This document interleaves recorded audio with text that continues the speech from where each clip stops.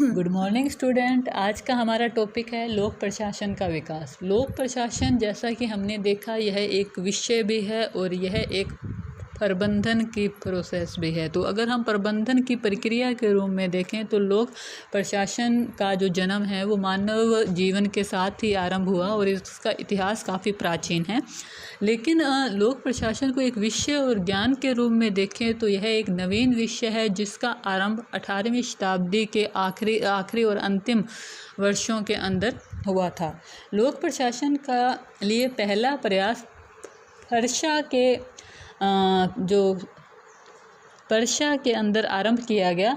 Persia के अंदर जो नवीन कर्मचारी थे, जो किसी भी सेवा के अंदर नवीन कार्य ग्रहण करते थे, उन्हें प्रोबेशनर कहा जाता था। तो उन प्रोबेशनरों को जो प्रशिक्षण दिया जाता था उसमें लोक प्रशासन को अपनाया गया। और इसको अगर विस्तार से देखें तो अमेरिका के पहले वित्त मंत्री अलेक्जेंडर हैमिल्टन ने लोक प्रशासन के अभिप्राय और क्षेत्र को स्पष्ट करने के लिए एक पुस्तक लिखी। उस पुस्तक का नाम है फेडरलिस्ट। 1812 के अंदर फ्रेंच लेखक चार्ल्स जीन बेनिन ने लोक प्रशासन के सिद्धांत नामक एक विषय पर अपनी पुस्तक लिखी। यह पुस्तक लोक प्रशासन की पहली पुस्तक है।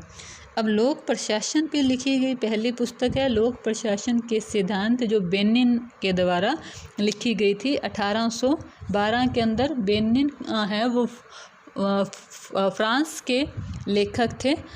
फिर भी लोक प्रशासन का जो जन्म है वो अमेरिका के अंदर हुआ।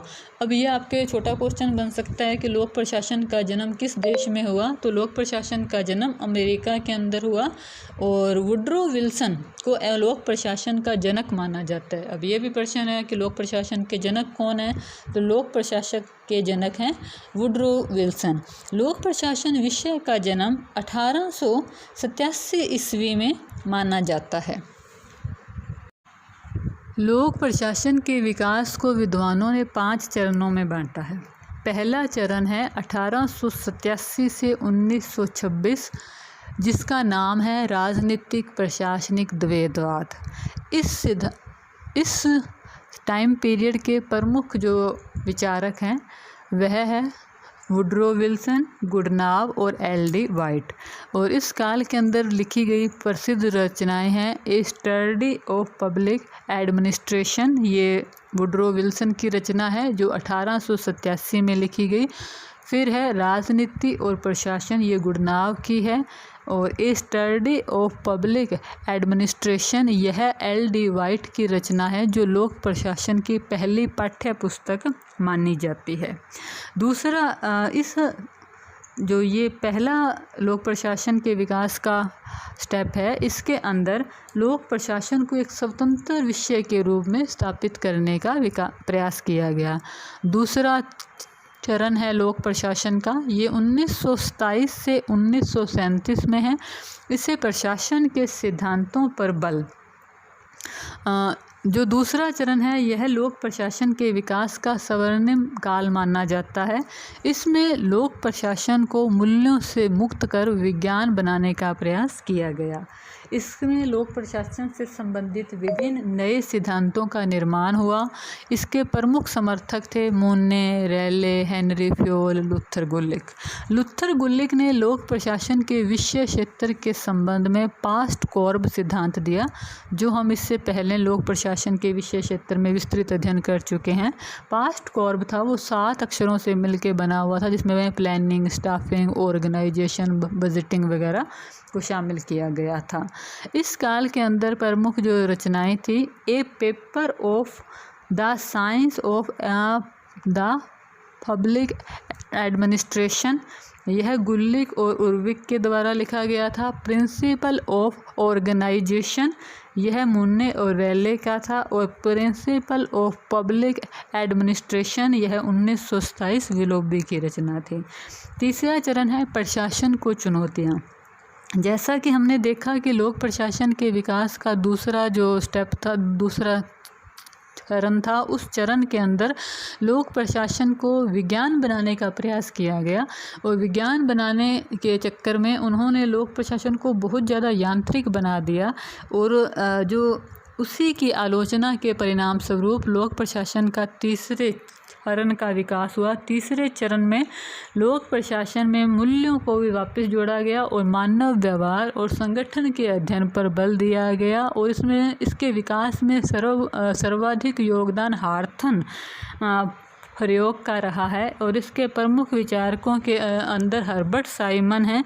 हर्बर्ट साइमन ने लोक प्रशासन के सिद्धांतों की आलोचना की और आलोचना करते हुए उन्होंने लोक प्रशासन के सिद्धांतों को कहावतें तक कहा।